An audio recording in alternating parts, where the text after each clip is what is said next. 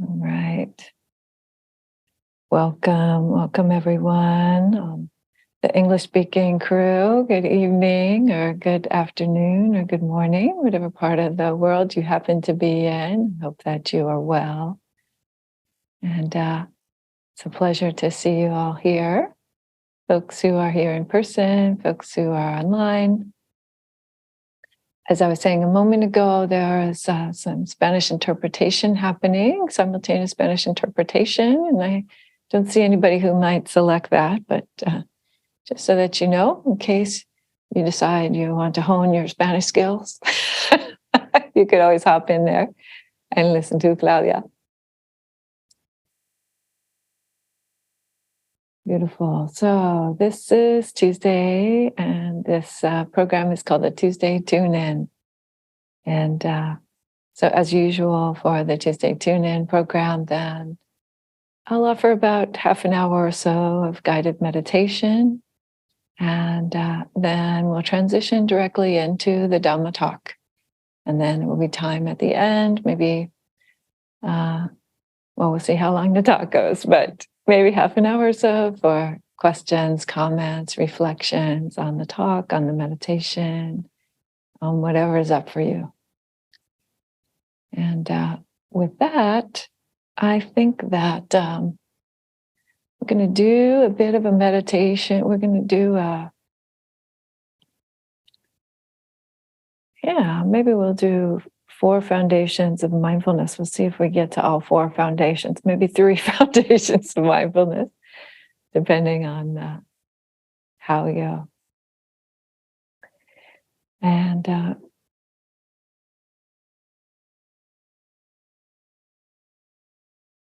also, the one announcement that I feel like I should make that I haven't been making is that the way that we do the recording these days for the online folks is such that only the vihara feed is being recorded until we get, unless there's any speaking that happens, it's only you all. So you all can just feel comfortable that you don't need to worry about being on the video.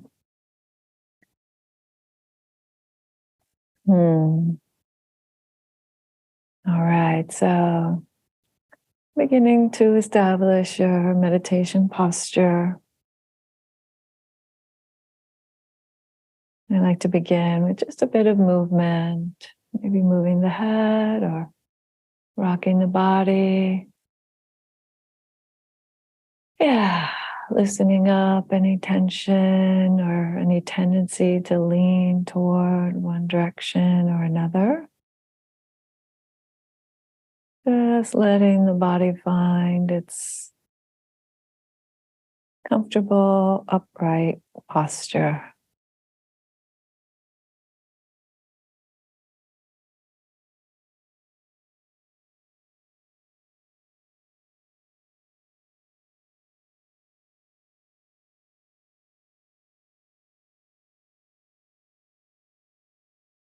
And sensing the weight of the body on your seat.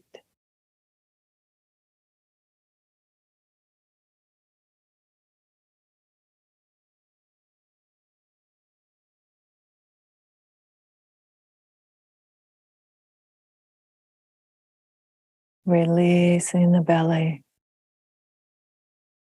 And really allowing the body to settle here in this place.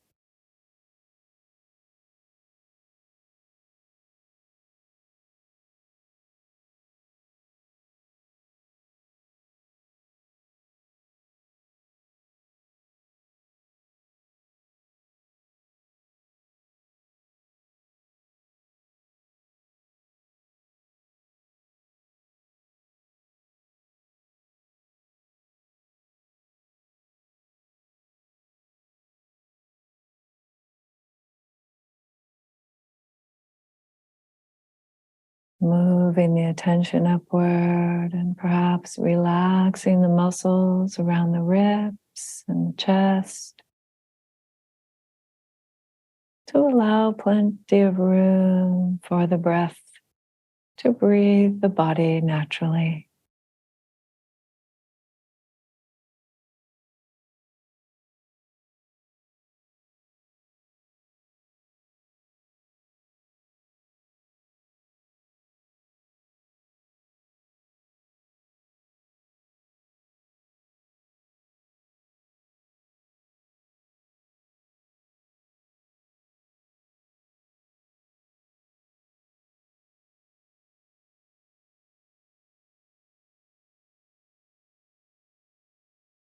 And relaxing the eyes.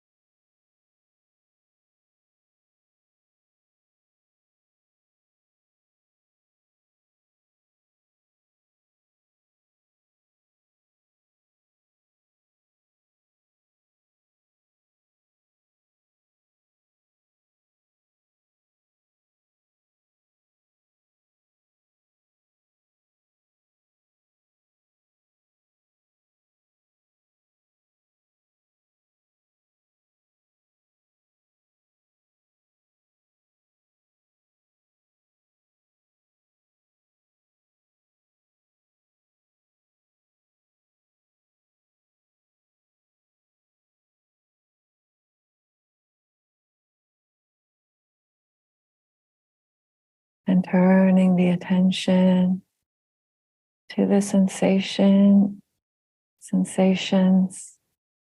of hearing.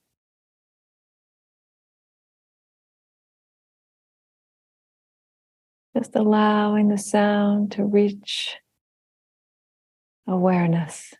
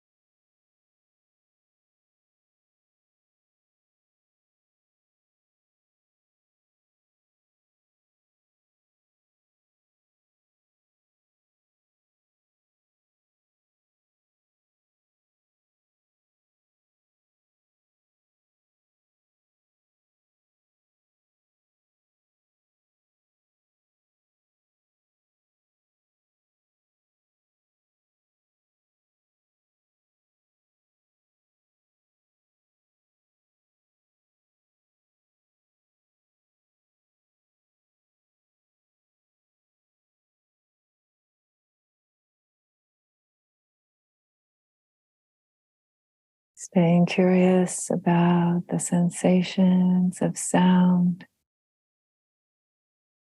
that are arriving at the ears.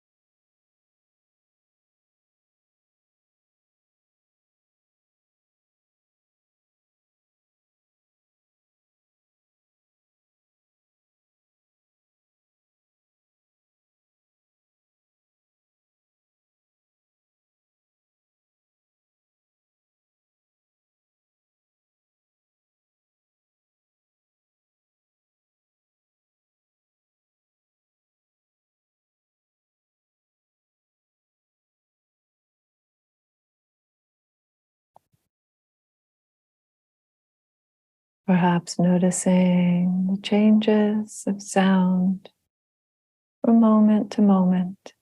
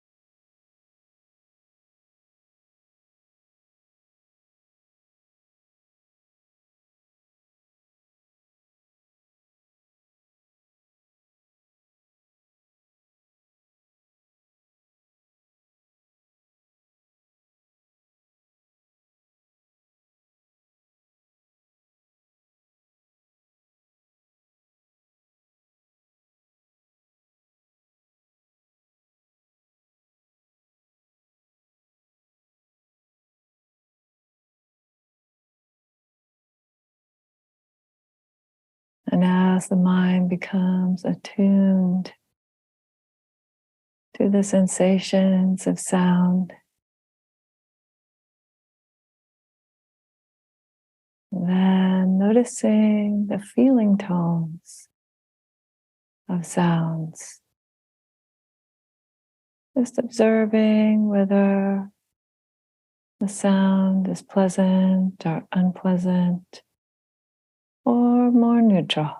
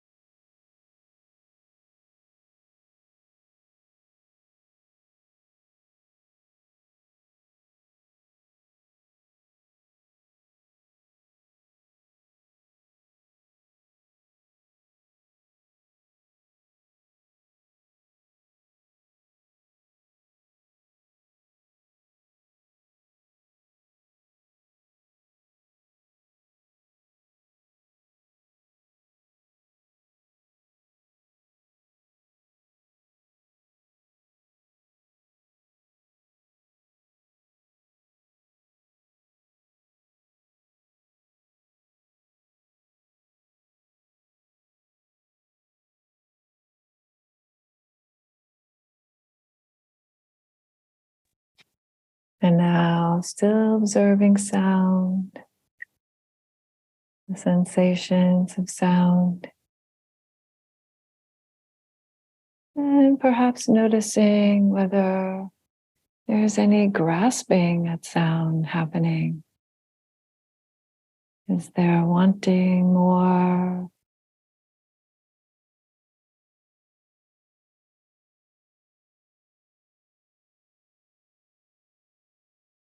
Some grasping or clinging?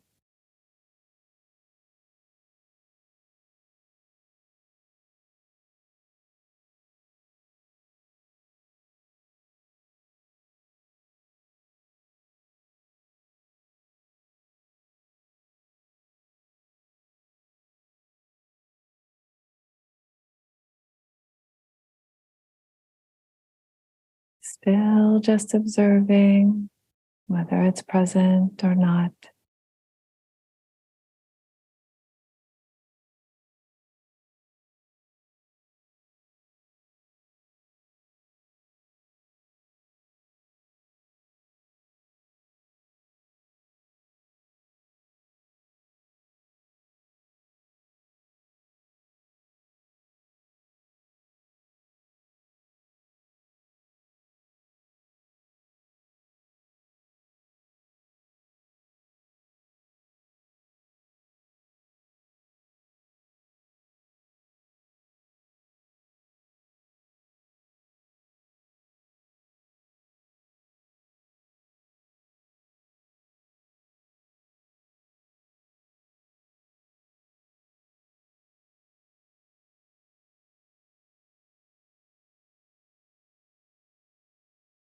And checking in to see whether there's any anger or frustration, any pushing away.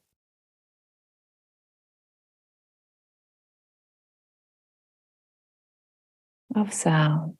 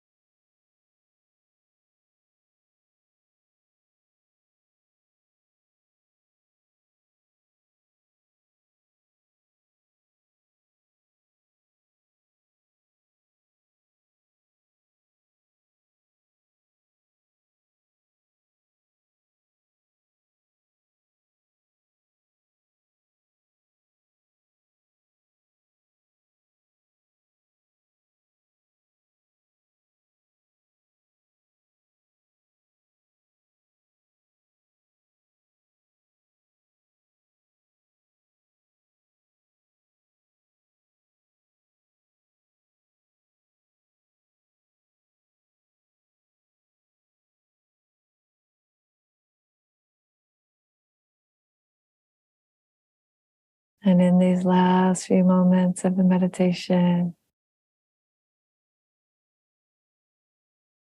perhaps turning the awareness to that which knows the sound. What is the mind that is aware of sound?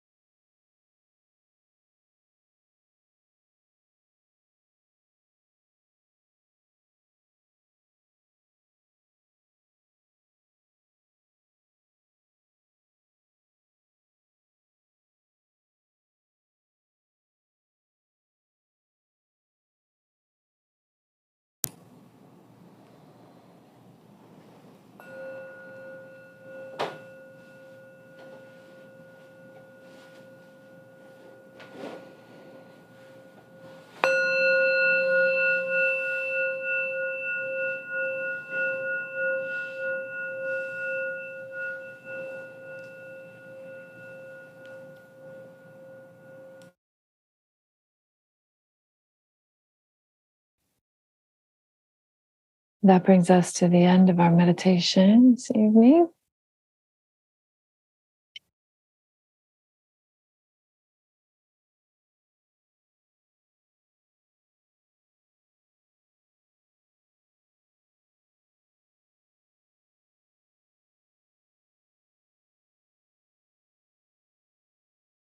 Namo tassa bhagavato arahato samma sambuddhassa. Namo tassa bhagavato arahato samma sambuddhassa. Namo tassa bhagavato arahato samma sambuddhassa. Buddhang dhammang sanghang namasami.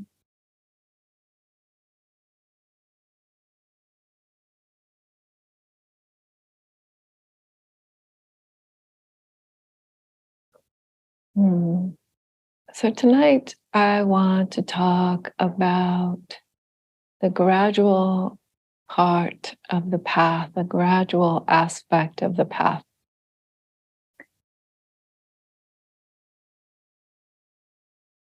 After these many years, I'm very struck by the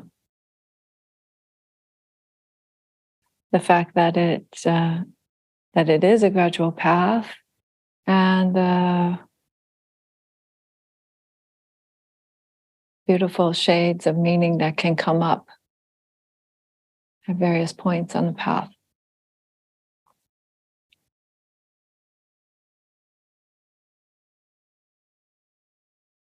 But I think that particularly in this time of the world, in this place, to really deeply understand why we need to persist and what that might mean, what that might look like, is important. So I'm not going to talk specifically about a framework called the gradual training. It's a little bit different and it's a little more technical. I want to talk about a sutta which gives us more of a description of different steps, different experiences that we might have. I often talk about this in terms of the Buddha giving us milestones. He doesn't always say, first this happens, and then that happens, and then that happens. But sometimes he'll say, well, then you'll see this, and then after some time you might see that, and then that other thing goes along with that. And so it's a sense of not a rote kind of step-by-step ascent or descent, depending on whether you think you're going up or down, but rather things you might see on the way. And I really appreciate that. I have to say, I think that kind of teaching is quite beautiful because it leaves a lot of room for the variations that we might see in different people's experience. And it still has that descriptive quality that gives us something to orient ourselves toward, or some way of framing the things that we've already seen, or understanding what might be left to be done or to experience. So this is from Middle Life Discourse number 70, which is the Kita Giri Sutta. And it's actually a time, one of the few times in the suttas where we see the Buddha being kind of stern, actually, with some people. But there's also, again, there's a gentleness and a nuance here that I hope to share. But it begins with some monks who are misbehaving, basically. And so the Buddha says, tell them to come over here. They get called to the principal's office, basically.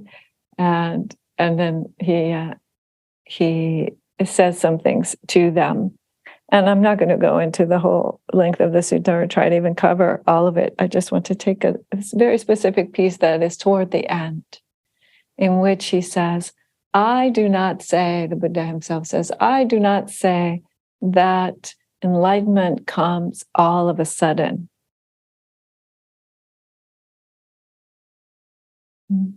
Which is quite the interesting statement, because we do sometimes see things that sound like that in the discourses. We hear like, oh, this person heard the teaching and then that afternoon they woke up, or after some short time they woke up from hearing that teaching from the Buddha. Or even stories, I think about some of the Zen stories of, like the one that often sticks in my mind is the monk who got, after, I can't remember if it was 12 years or 20 years with his teacher, and then he suddenly decided, I'm just not getting this. I'm just never going to get the hang of this. So he starts to leave the monastery. He packs up his things, and he's so embarrassed that he doesn't want to make an announcement about leaving. So he packs up his things and he starts down the mountain in the dark. And because it's nighttime and it's dark, then he trips over a rock and he tears off his toenail. And it's said that he wakes up from the pain of tearing off his toenail. This is a very interesting story. I have I've stubbed my toe a few times and not awakened. So I just say that much. Okay.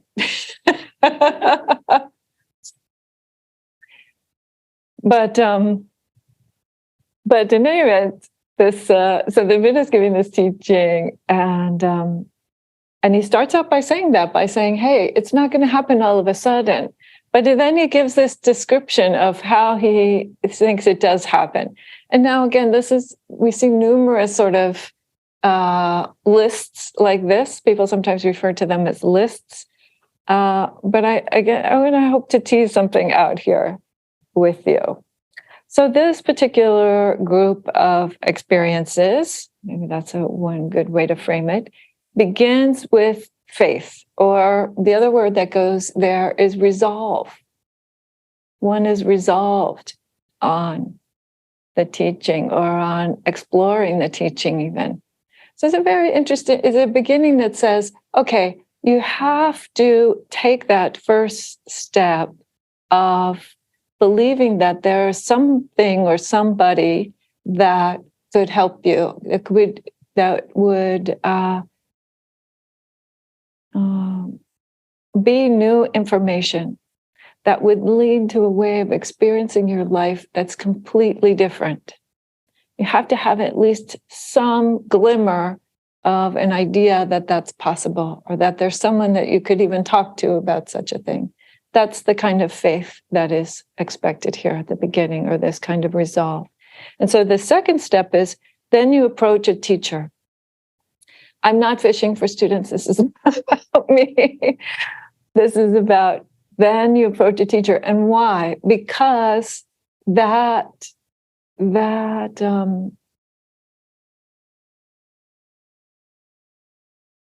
we need some kind of new input. We need some kind of mirroring oftentimes, right? Some way of being seen by someone else in a way that we can't see ourselves.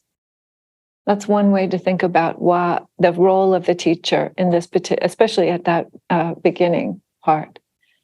And I think I've talked to you, without getting too technical, I think I've talked to you sometimes about this psychological framework called the Johari window.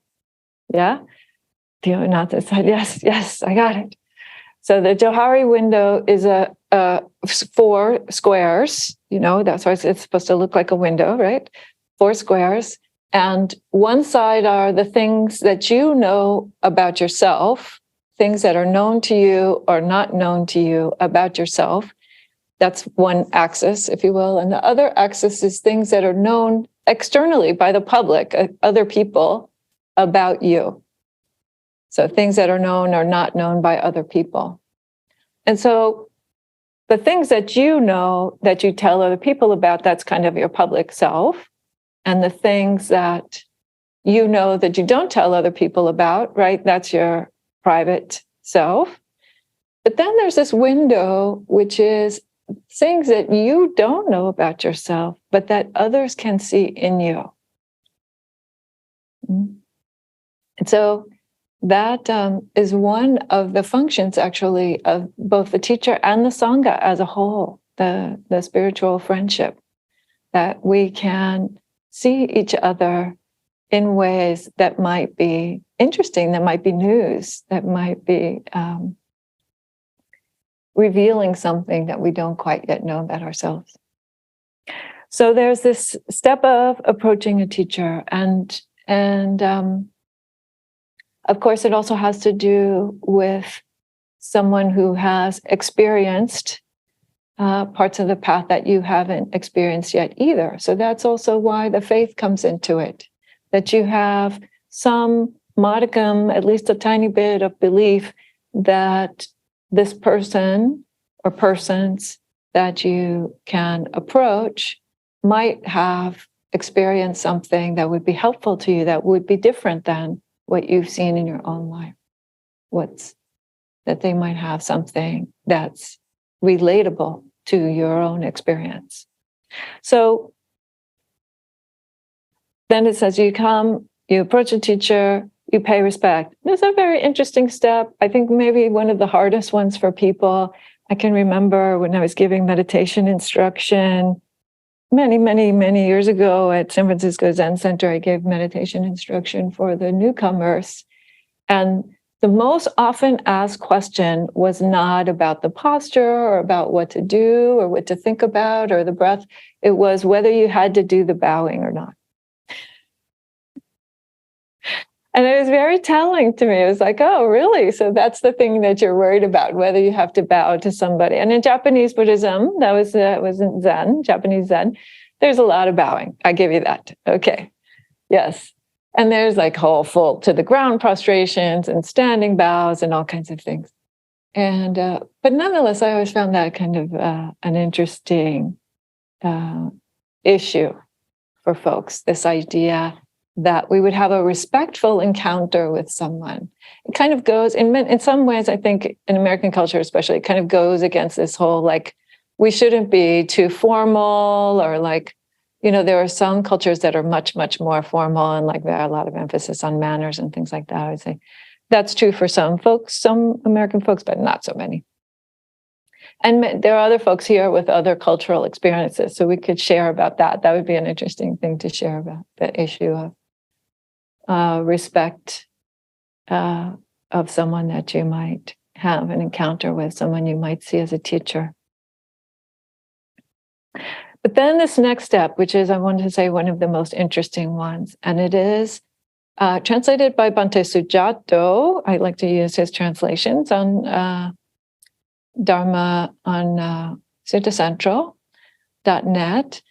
And Bhante Sujato translates this as actively listening, not just listening, but actively listening. And so one actively listens to the teaching, to the reflections that somebody might offer, to other things that are going on around in the space. You start to tune in.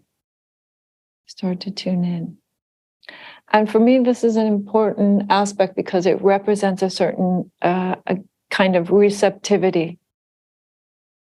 And we come with an openness. There's this very funny old story about someone who came to a Chinese Zen master, and the Chinese Zen master said, "Oh yeah, sit down here. We'll have some tea and we'll talk." And then it starts pouring the person's tea and just keeps pouring and pouring and pouring and pouring until the cup spills over. And the person's like, wait, the cup is full. And he says, yes, your mind is also full. So until you make some room, there won't be any teachings other than pouring tea all over the floor. So we need to come again, or develop some kind of receptivity, some willingness to listen, to not be the person who's doing all the talking. That was a sweet phase, I have to say. It was a wonderful time. It can be, to have that opportunity to just listen. And I think that even when we're on solitary retreats, so some folks, especially in Theravada tradition and early Buddhist tradition, practitioners would go on a solo retreat of some sort, or maybe even you have tried just doing some, meditation for a whole day in your house by yourself or something like that. And just being quiet and listening is very helpful. It shifts you. It shifts you into a different relationship to the things that you're experiencing, to your world. That's why silence is said to be one of the key supports. One of the key supports for insight. Silence, so that you can listen.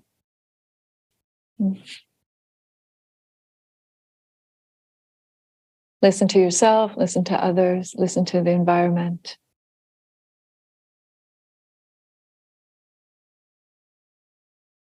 Really take it in.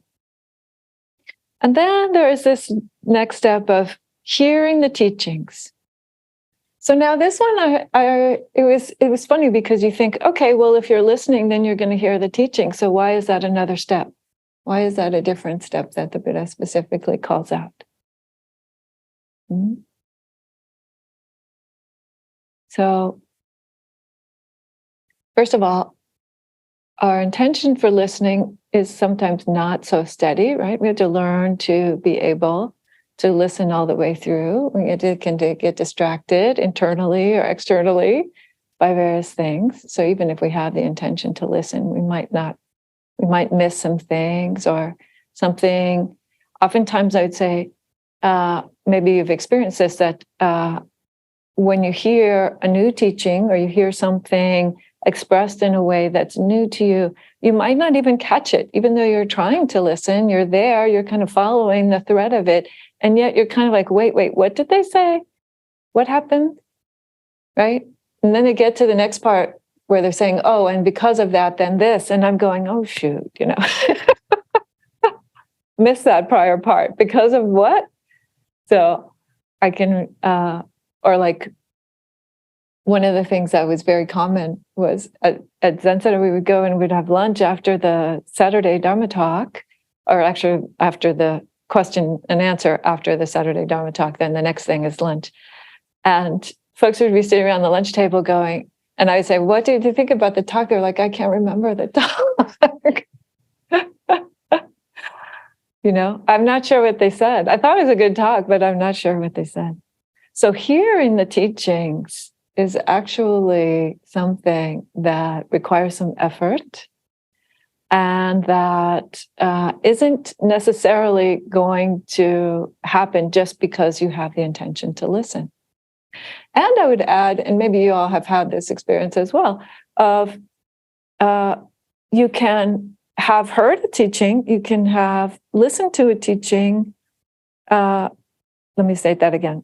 You can listen to a teaching, but not actually hear the meaning of the teaching, right? And then some period of time later, maybe an hour, maybe days, maybe years later, you suddenly have a new understanding of that. And you say, oh, right, I was listening, but now I hear it, right? I hear it. I hear what that teaching actually meant. So for that, I brought, as an example of that, I brought a poem. It's a poem that I haven't used in years and years, but immediately came to mind in this distinction between listening and hearing. So this is a poem by Lew Welch.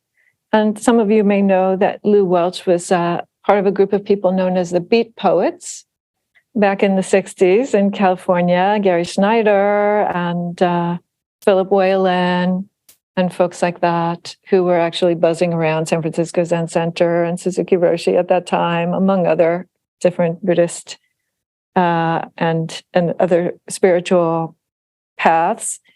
And they met actually at college at Reed, and they were roommates for a while. But Lew Welch was also, I want to say, very influenced by Gertrude Stein. He was so taken by Gertrude Stein's writing that he became a poet because of her, he said later. He was so inspired by her. And so this is his poem that he says, it's in brackets, I saw myself. This is the title, but only in brackets. So you can take that for what it means in a second. You're going to figure out why he's giving that framing, a literal framing of it visually. So the poem is very short. It goes like this.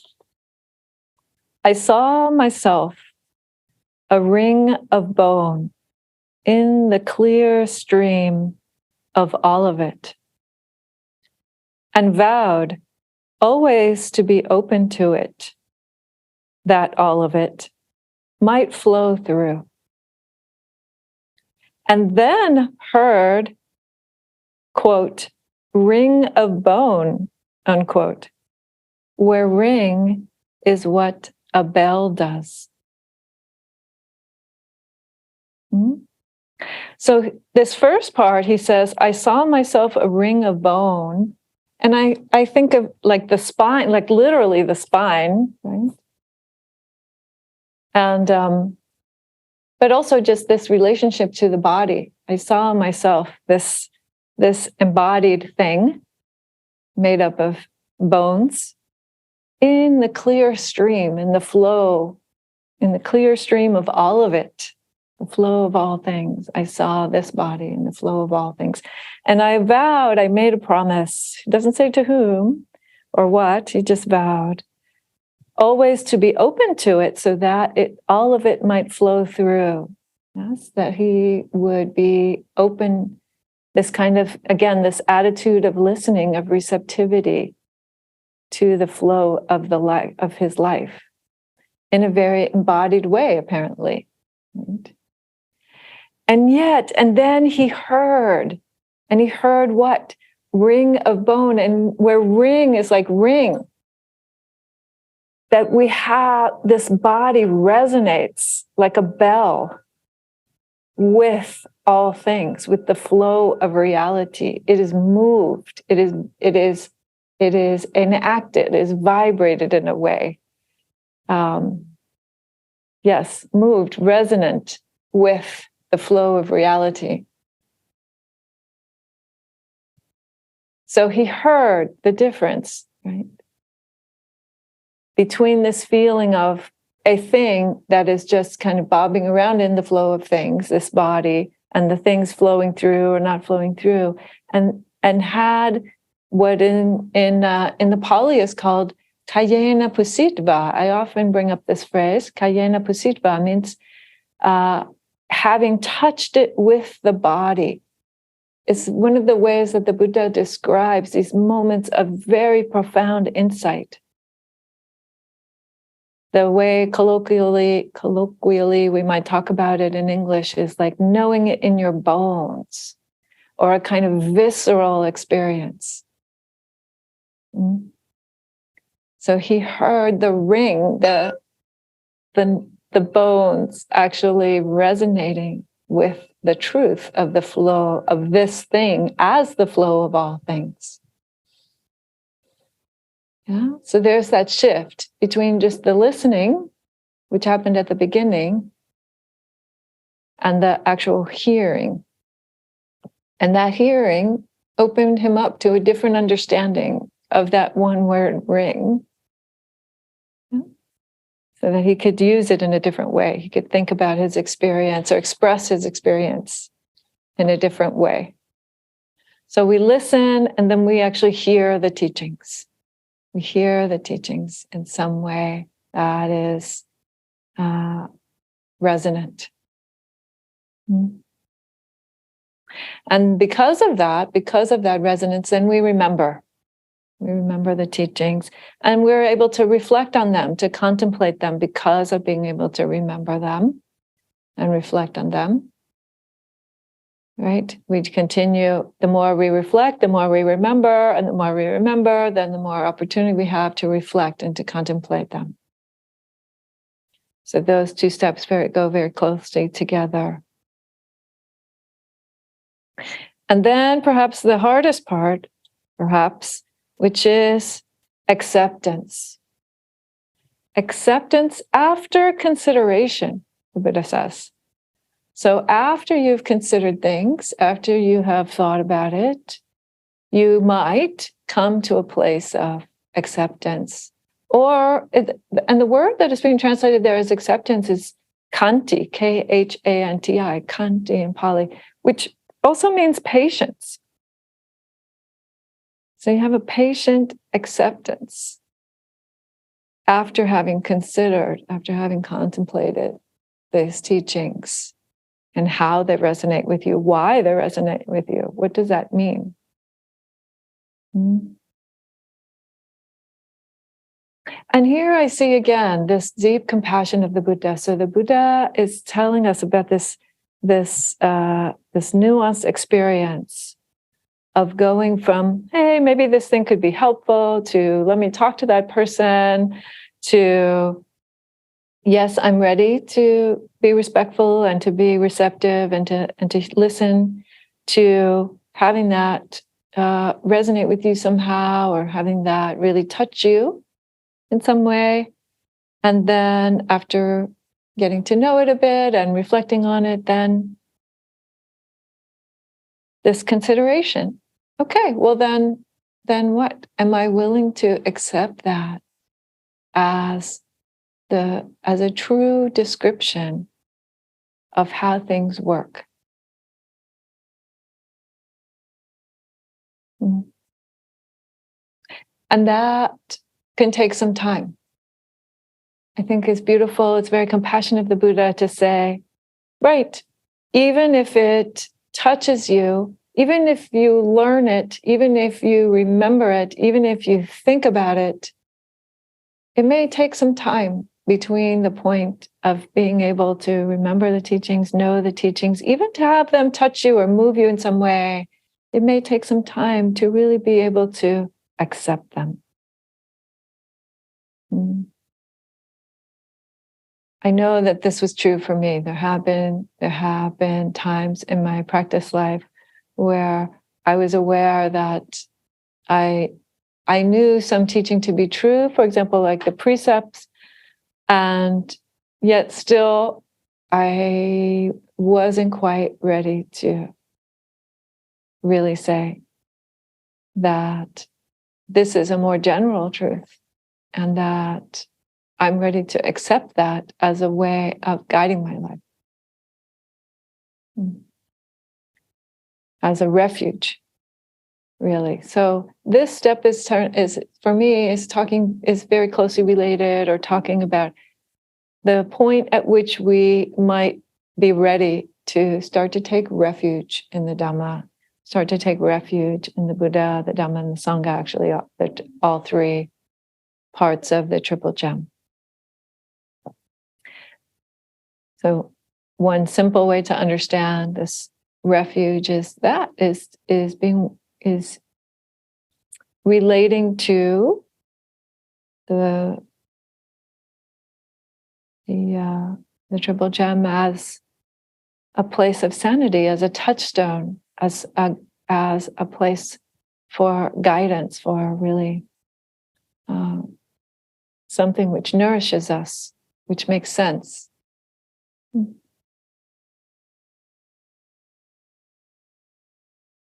And so, having had this step of acceptance, yet another stage of willingness, another type of willingness, and perhaps going for refuge, then there is chanda. And chanda is both intention and enthusiasm. All right, I'm ready to take this on. Yeah. And so then there's effort. Effort comes naturally out of that enthusiasm and that uplift, that inspiration, right? If it makes sense, and I accept that this is a good thing for my life and a place that I can turn to, and that is actually describing how things really work, then I have that strong intention or desire. Chanda can also mean desire, both a positive and a negative desire, in both a positive and a negative form within the practice. I have that strong desire to really, really fulfill this path. All right, now I see why it makes sense, and that I can do this, and I will do this. So you make the effort. And then there is another layer of consideration, which is called tulana, which is the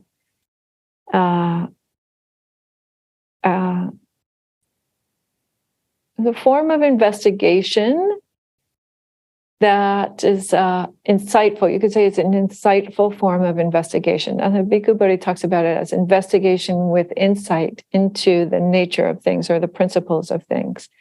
Or you could just call it like a deeper examination. And having done that, again, more effort. So you also see that the theme here is about the way in which the path can develop some momentum toward really encouraging us to give more and more to it. So then there is the striving, that's sort of really investing yourself in that. And then again, realizes with the body.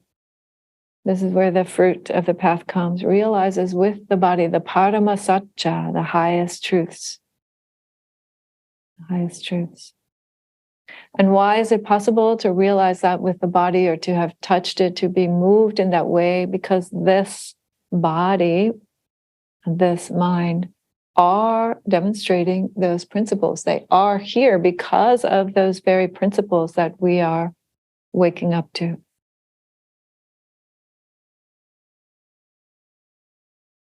So realizing the supreme truths, and that expresses itself as a penetrative kind of wisdom, Anya.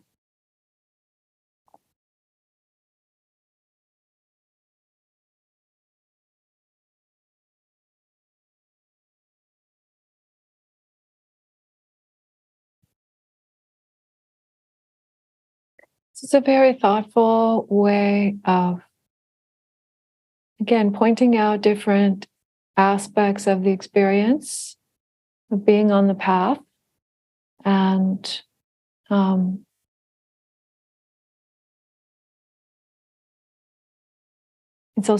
feels to me also like a very balanced approach. There is the receptivity of the listening, and there is the effort and the putting yourself forth, and the taking refuge, and this kind of active intention. So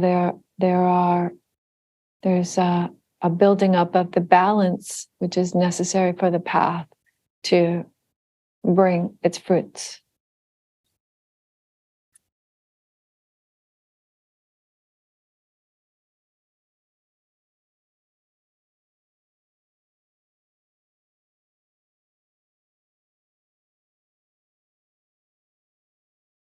So when you have these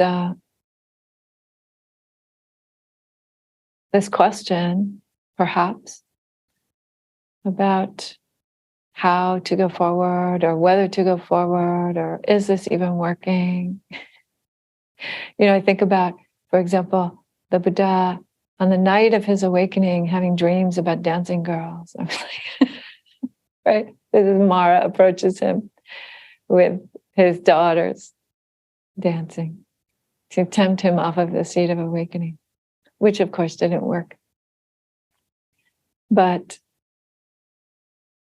at those moments when you decide, when you realize that to be on the path is a choice, and it is a choice that we make again and again, a choice to receive and a choice to put ourselves forward, a choice to bring that faith, bring that resolve. But also to know that the only way that that happens is because of our friends, because of the Sangha. Yeah. Many of you know the famous story of Ananda. Ananda goes to the Buddha and he says, yes, I get it now. Good friendship is half of the spiritual path. And the Buddha says, don't say that, Ananda. Don't say that. Good friendship is the whole of the spiritual path.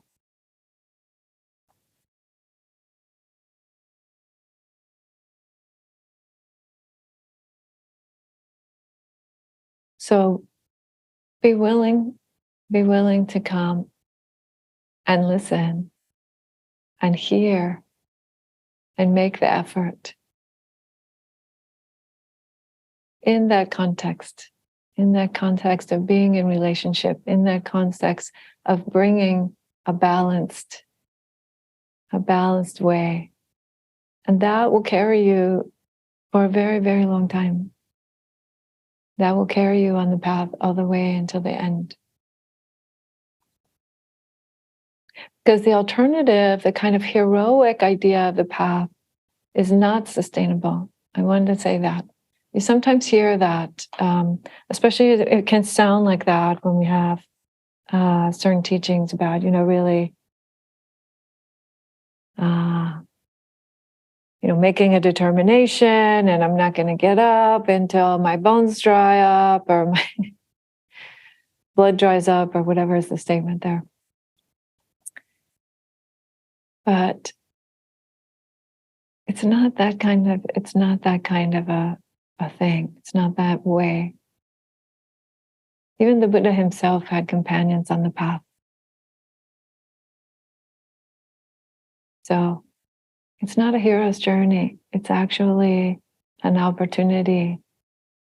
It's actually an opportunity to discover that our relationships are also a demonstration of those principles. It's not just this body and mind. It's also that beautiful interaction that is demonstrating something for us.